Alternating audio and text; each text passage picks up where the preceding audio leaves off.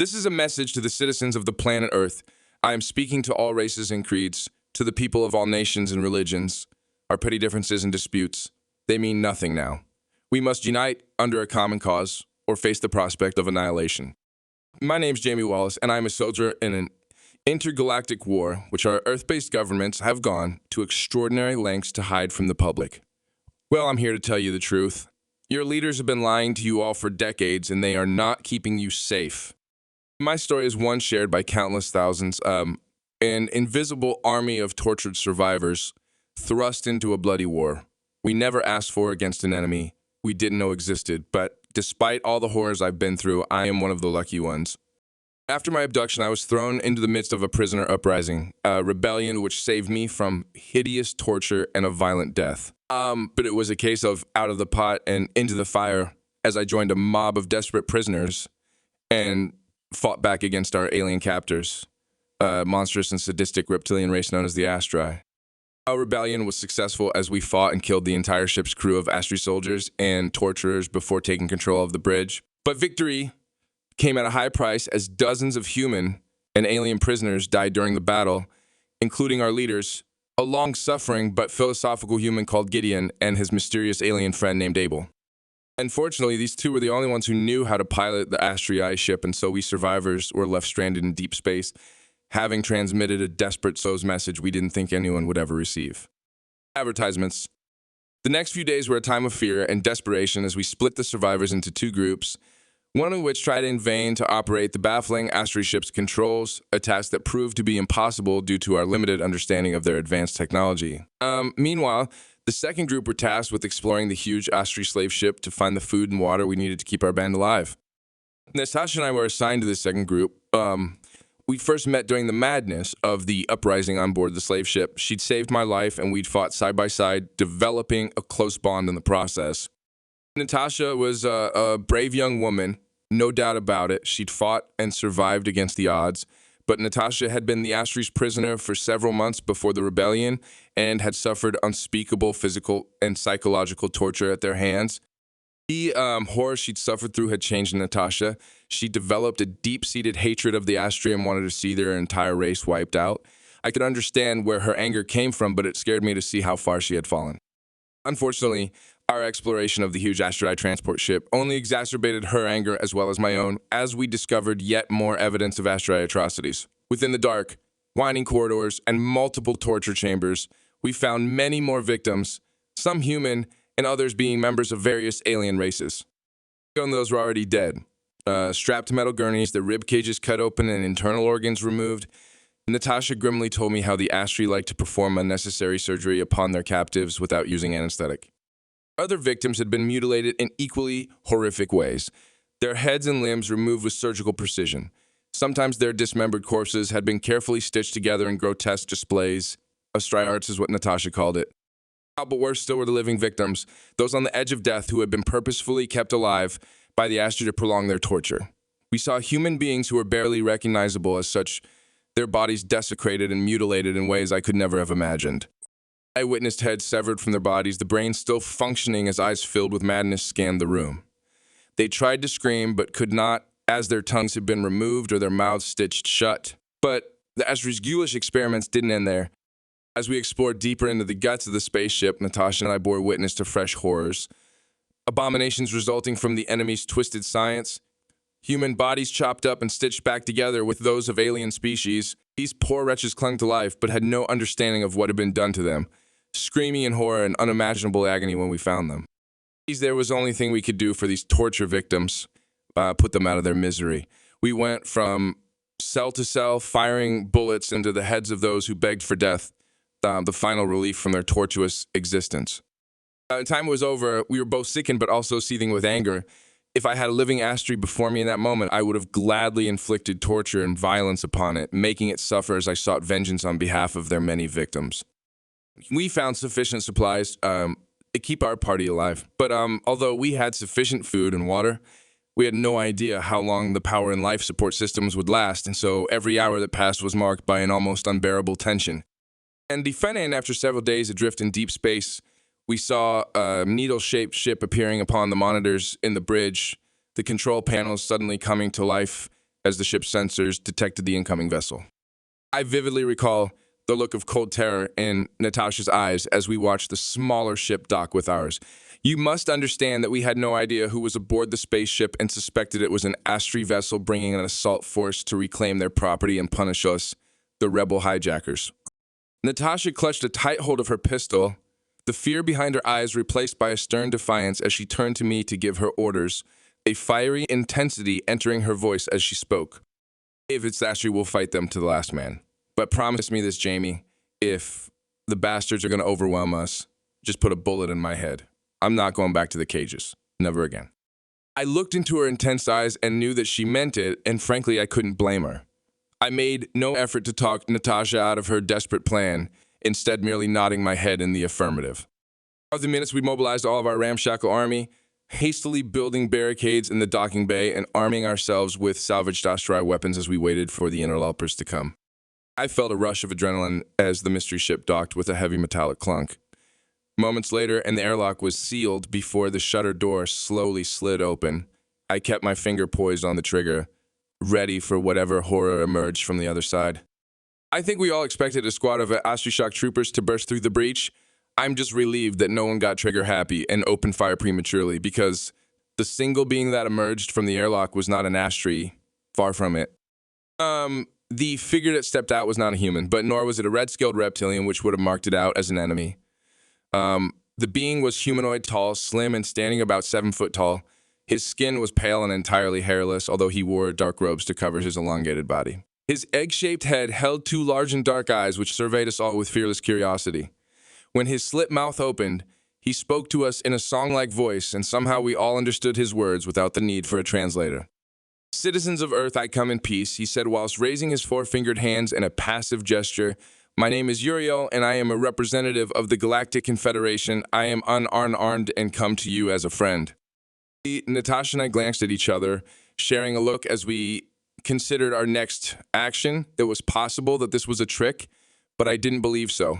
The being before us appeared peaceful and genuine, as so I decided to trust him. Slowly and carefully, I lowered my weapon before ordering my comrades to do the same.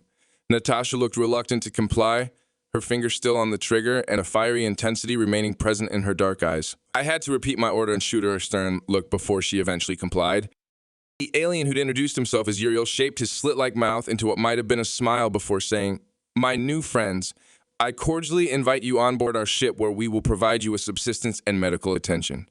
After your people are rested, we can discuss our next steps."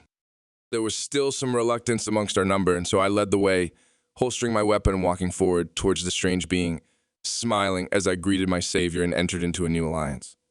Our rescuers were good to their word and provided us with fresh clothes and food tailored to our needs, allowing us time to rest and wash and providing medical assistance to any who needed it. The interior of their spaceship was in stark contrast to the Astri's. Instead of dark, featureless, twisting corridors, we were treated to aesthetically pleasing colors and light. And instead of torture chambers and cells, we were greeted with comfortable cabins and friendly aliens of various species working in unison for a common cause. This was the Galactic Confederation, the antidote to the cruel and twisted empire of the Astri. Natasha and I were recognized as the leaders of our small party and were invited to a meeting in what looked like a conference room located in the guts of the ship. Sitting around a circular table with an assortment of exotic and bizarre aliens.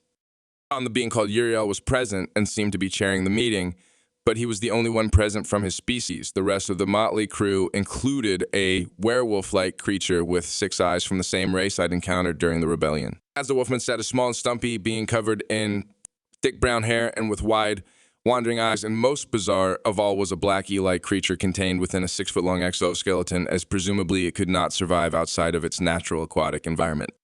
Our alien host supplied us with electronic devices which we inserted into our ears, allowing us to understand what was being said and communicate with our new allies. Uriel opened the discussion by welcoming Natasha and I whilst congratulating us on our victory on board the Astri spaceship. "Your successful rebellion has struck a blow against the enemy, but it has not significantly reduced their capacity to operate inside your solar system. The problem is here." He tapped his long fingers on a control panel to reveal a holographic display in the center of the table. Suddenly, I saw a representation of a gas giant, which I recognized as being Jupiter, and noted the smaller rocky satellites orbiting the planet, which were surely its moons.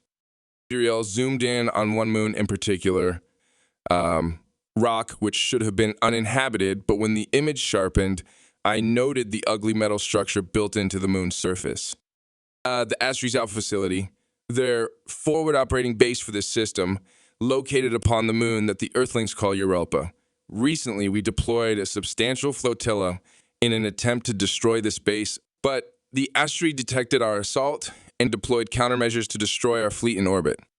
We understand that the Earth-based governments also made an attempt against the base using a diplomatic mission as cover for a biological attack. This operation also ended in failure, and the human leaders on Earth have since submitted to the Astri pirates, providing tribute to the enemy by handing over their own citizens for mutilation and murder.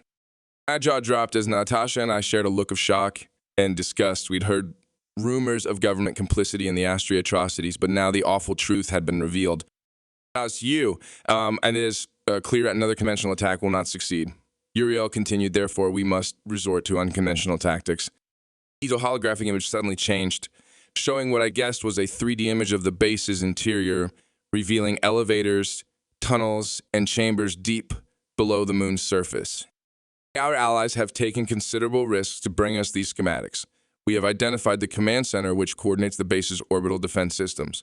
If we neutralize this system, we will be able to attack the facility from deep space with impunity.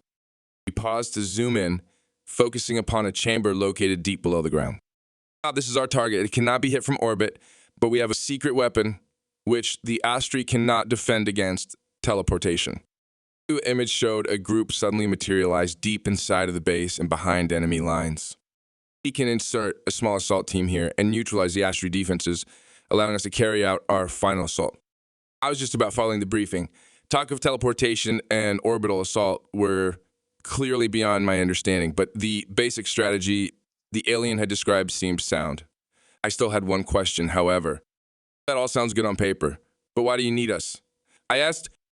Uriel smiled through his slit-like mouth before answering.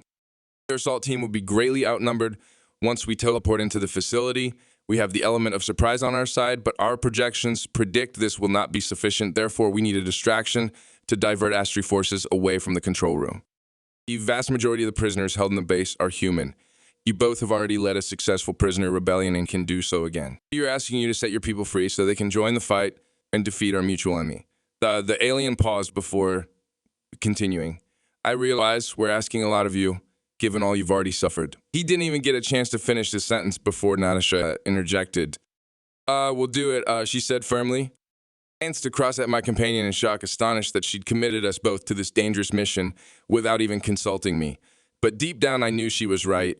We were the only ones who could carry out this part of the operation, and we had to go in to save our fellow humans. We were soldiers in this war now, and there was no turning back.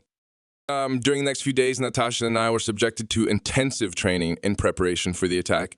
We weren't exactly novices since I was a combat veteran and Natasha had survived months of abuse in the Astri torture chambers. Nevertheless, we had to learn to use advanced Confederation weapons and how to fight effectively against Astri warriors.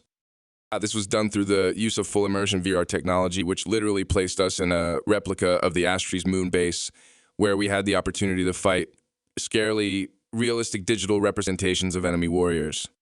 It was after one particularly intense and draining training session when Uriel came to see me, addressing me as I was removing my headset and equipment. "How is your training progressing?" the alien asked, his large dark eyes focused upon me with a curious intensity. "Good." I repeated, not really knowing what more I could say. "The attack will commence tomorrow."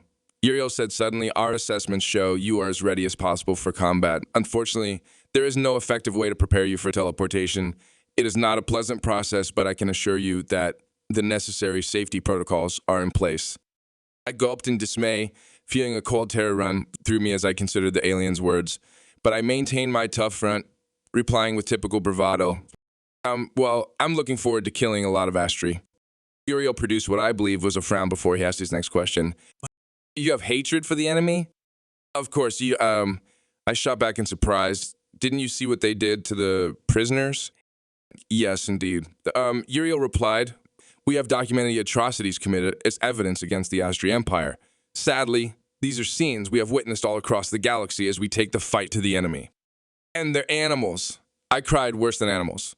Violence is the only language they understand. Yes. Uriel said thoughtfully, you were the Astry's prisoner for only a short space of time. Isn't that right? Your female companions suffered worse at their hands. I thought of Natasha, and the anger rose up inside of me. Um, you can say that again. They tortured her for months, murdered her friends. You would understand if you'd suffered what she had. For the first time, I noticed a glimmer of emotion in the alien's eyes before he answered. Eastru killed my entire family. They executed them one by one and made me watch. My jaw dropped. I was astonished by Uriel's admission and couldn't find the words to respond. Our enemy has carried out many heinous acts, and it is easy to succumb to blind hatred as we fight back against them. But have you ever considered the Astry perspective? What the hell do you mean? I shot back in dismay. You want me to feel empathy for these bloodthirsty psychopaths? In order to effectively fight the enemy, we must first understand them.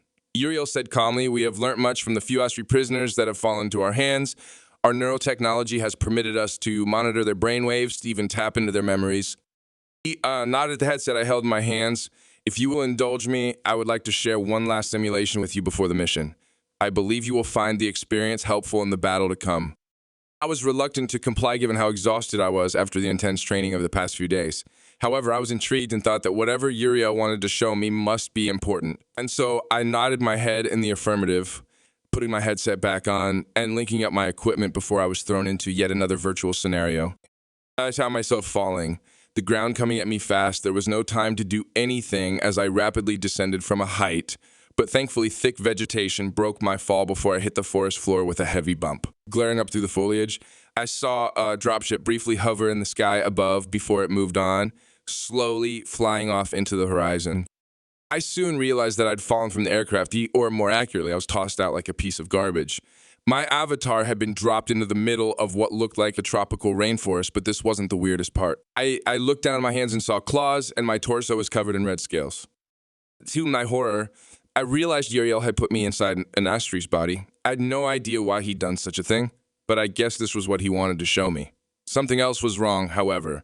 I wasn't a fully grown Astry like the 7-foot-tall warriors I'd previously fought with. Instead, it seemed I was a mere child, not fully developed. Advertisements. I felt small, vulnerable, and frightened. Who would have thought Astry could feel fear? I nervously explored my surroundings, walking forward awkwardly upon stumpy legs. The atmosphere was stifling and the vegetation thick. I heard the harsh buzzing of what I assumed were insects and used my claws to cut through the foliage. It seemed like I was deep in a jungle, but the plants and trees were strange and unfamiliar to me. Multicolored and potentially deadly, my progress was slow, but finally I fought my way out to a clearing. Looking up to the sky above, I was astonished to see two suns shining down upon me. One large, the second much smaller. I realized then that I wasn't on Earth, but instead on an alien planet. I wondered whether this was the Astry homeworld, recalling how they had once lived in a jungle-type environment. I didn't have much time to ponder this. However, as my attention was drawn by movement close to the tree line, I turned around instinctively on edge as my instincts told me I was in danger. However, I lowered my guard when I saw another Astry child just like me, a red-scaled reptilian with fear in his eyes as he nervously emerged into the clearing. For a moment, I thought I'd found a friend, but then I saw the crude spear in his claws, a homemade weapon fashioned from a tree branch with a sharpened end. The Astry youth roared before he charged me, quickly closing the gap as he came at me with his spear. I reacted on instinct, discovering that my alien avatar had physical attributes well beyond my own.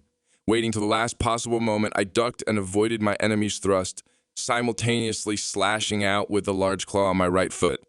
I sliced the Astry across his arm, making the youth squeal in pain, his dark blood falling on the grass below.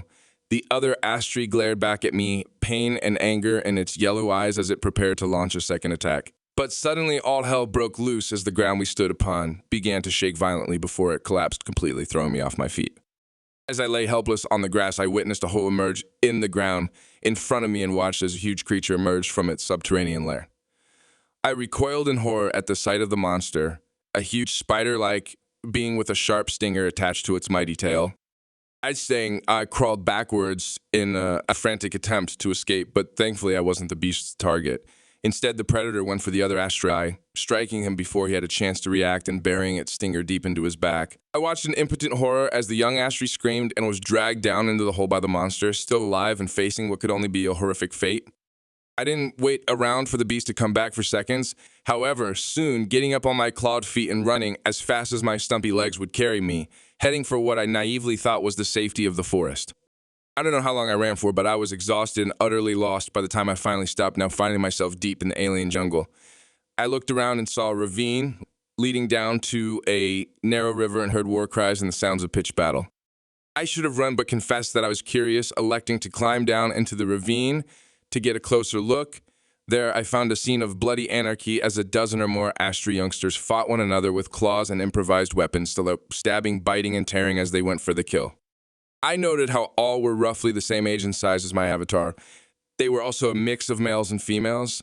Don't ask me how I could tell the difference, but somehow I could. Both sexes were just as vicious as the other, however, fighting for their lives as they spilt the blood of their compatriots across the forest floor. I stood in shocked awe for a time as I watched the bloodbath play out, but I was brought back to reality when a female Astri jumped me from behind, knocking me off my feet. A brutal struggle ensued as she viciously tore at me with her claws and teeth. I felt the pain of each blow and responded in kind, biting deep into her exposed throat, the metallic taste of blood filling my mouth as my fangs bit down into tough flesh. Once I withdrew my teeth, I saw the female Astri slowly bleeding to death on the ground, a fatal bite wound in her throat. Stunned and in shock, I staggered away from the battle and towards a small watering hole running off from the stream, an apparently calm body of water where I hoped to find some respite. I approached the shoreline with the intention of drinking and washing my wounds, but my instincts failed me and I didn't see the dark shape below the waterline until it was too late. In an instant, a new horror emerged from the water, grabbing me in its mighty jaws before I could react. Suddenly, I was under the surface, teeth biting deep into my torso as my lungs filled with water. I felt the immense pain and thought the beast would rip me in half. Instead, it spun me in the water like a crocodile would do to its prey, and my pain became so great that I lost consciousness. I woke some time later, coughing out water from my lungs as I tried to sit up, only to reel in agony. The beast had nearly bitten me in two, and I'd lost a lot of blood, but somehow I was still alive and back on the shoreline. I knew I wasn't safe. I heard rustling in the bushes behind me and realized the predator was returning to finish what it had started. Fighting the pain, I prepared to defend myself, but then it all ended. I gasped for breath, grabbing at the headset and ripping it off my face. Looking down, I searched for wounds on my body only to find I was unharmed. The sweat was pouring from my every pore and my head was pounding. Everything I'd experienced had seemed so real, and yet it was merely a simulation. And when I looked up, I saw Uriel watching over me, his black, emotionless eyes observing my reactions with cool indifference. I angrily tore the various appendages from my body while confronting my alien companion. But that was that I demanded. I was a digital representation of the early memories of a captured Astri warrior, he replied dispassionately. How do you show me this? I asked next. To help you understand. An Astri upbringing is not an easy one. They are taken from their mothers as soon as they're able to walk and unceremoniously dumped into the savage jungles where they have to fight tooth and nail to survive. They are not permitted to return to civilization until they have killed a fellow Astri youth, only 20. The 30 of Astri children live through this brutal initiation, and this is only the beginning of their induction into a world of pitiless, never-ending violence. And my God, I exclaimed, astonished by the brutal realities of Astri society. Please remember this experience when you go into battle. Uriel continued, the Astri may well be monsters, but they are also products of their environment. We cannot let hate consume us, otherwise we are no better than they are. I nodded my head thoughtfully, finally understanding the message Uriel had so bluntly delivered. The alien had given me much to think about, but my focus had to be on surviving the coming fight. I can't even begin to understand the technology used to teleport our team into the enemy base. All I can say is that the process was horrific and isn't something I ever want to experience again. One moment, I was standing in my combat gear and holding my rifle on board the Confederation ship, and suddenly I was engulfed by an all-encompassing light, temporarily blinding me and burning my skin. To stop, but the light and heat didn't just surround me. It entered me, creeping through my pores and deconstructing my fragile body from the inside out. I screamed in absolute terror as it felt like my flesh was being shredded into a million pieces. For a moment, everything went black, and it was the most terrifying feeling in the universe because for a time my consciousness existed, but my physical body didn't. I was trapped in the nothingness between point A and point B, and for a chilling moment, I believed I could be stuck in this hellish limbo forever, but thankfully this didn't happen. The process of my rematerialization was equally horrific as all my pieces were merged back into one, the light fading as I found myself inside of a dark tunnel. My head was still spinning, and I felt the bile rising up my throat. On my shame, I vomited all over the metal gangway, keeling over as my whole body shook. It was Natasha who came to my aid, placing a firm hand on my shoulder before helping me back up to my feet. Adjusting to my surroundings, I saw that our whole assault team had made it through the teleportation process. Our squad was indeed a small one, consisting of Natasha and I, Uriel, a warrior from the werewolf race who we called Axel, and 3 automated war machines which seemed to do most of the fighting within the Confederation military. I looked to Uriel and noted how the alien carried no weapon. When I questioned him on his point, his answer was typically philosophical and fatalistic. I am a diplomat, not a soldier. I have a role to play in the fight to come. If the enemy take my life, then so be it. The party was split into 2, with Uriel leading the group heading for the subterranean control room while Natasha and I followed a single aerial war machine which led us through the twisting tunnels and towards our objective. But I looked to Natasha as we ran, noting the dark look behind her eyes and knowing she wanted to inflict brutal vengeance upon the Astri enemy. I saw the hatred in her heart and it terrified me. We eventually reached the end of the final corridor and waited while our robotic drone forced the door open, revealing a vast chamber on the far side. I was hit by a familiar stench of unwashed bodies and slow creeping death. He slowly crept into the chamber, looking up at the masses of human prisoners contained within cages stacked up to the ceiling high above. We stayed in the shadows, praying that we wouldn't be detected before our task was completed. The hovering war machine made its way to a control station where it began the process of disabling the security system and releasing the prisoners. While meanwhile, Natasha and I kept a lookout. The attack came like a bolt out of the blue, the Astri guard leaping out at us with a blind fury in its cruel yellow eyes. Advertisements. He went for Natasha first, thrashing out and knocking her off her feet before she had a chance to shoot. A moment later, the Astri stood over Natasha with its war spear poised against her throat. I reacted on pure instinct, aiming my gun and pulling the trigger. A barrage of needle-like rounds tore through the red scaled Astri, almost cutting it into 2 and throwing its body backwards. I charged forward, reaching out to pull Natasha up. "Are you okay?" I exclaimed with concern. "I'm fine," she replied firmly, but those bastards will have heard the gunshots. We're running out of time. As if on cue, sirens started to blare and red lights flashed. The base was now on alert, but thankfully our robotic guide finished its work, and each and every cage door automatically swung open, much to the shock and surprise of the emaciated and tortured prisoners within. The first brave few emerged, with one thin and heavily scarred naked man walking towards us. A glimmer of hope visible in his bloodshot eyes. "They're humans," he stuttered in near disbelief. "Are you here to rescue us?" Natasha responded by pulling a knife from her belt and handing it to him. "You're gonna need to fight for your freedom. Now's your chance for revenge." The freed prisoner smiled through his cracked lips and eagerly accepted the blade. Others soon followed, filing out of their cages one by one as they joined the resistance. Then a shutter door at the far end of the chamber shot open, and 2 Astri guards emerged, opening fire with their rifles as they came. Natasha and I returned fire whilst ducking for cover, but the freed prisoners charged forward like a human wave, screaming with a berserker fury as they flung themselves at the 2 Astri. The guards continued shooting, killing several before they were overwhelmed, stabbed and beaten by dozens of vengeful prisoners who literally ripped their abusers to pieces. As Natasha and I watched on, we were suddenly shaken by a mighty explosion from below our feet. A moment later, we heard Uriel's monotone voice through our earpieces as he said, "The central command has been neutralized. The Austri's orbital defenses are down. Reinforcements will be with us shortly." I looked to Natasha and we shared a smile, and for the first time, I truly believed we were going to win this fight. The reinforcements arrived soon after as Confederation ships entered Jupiter's orbit and numerous fighting drones were deployed throughout the Astri base. It seemed the enemy were totally unprepared for the attack, and they proved unable to defend the base once their security systems were down. There were pockets of resistance as surviving warriors fought frantic battles against the robotic invaders, but their outposts were all gradually overrun. Meanwhile, Natasha and I led a group of liberated prisoners as we moved deeper into the facility in search of other survivors.